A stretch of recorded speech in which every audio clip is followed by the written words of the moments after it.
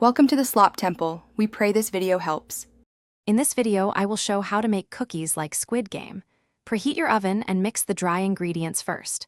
Cream butter and sugar until light, then beat in egg and vanilla.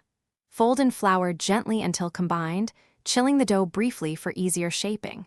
Roll dough to 3 to 5 millimeters and cut shapes carefully with a sharp tool.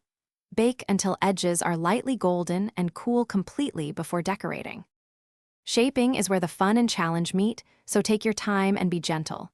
Keep dough chilled but pliable. Too cold and it cracks, too warm and it deforms.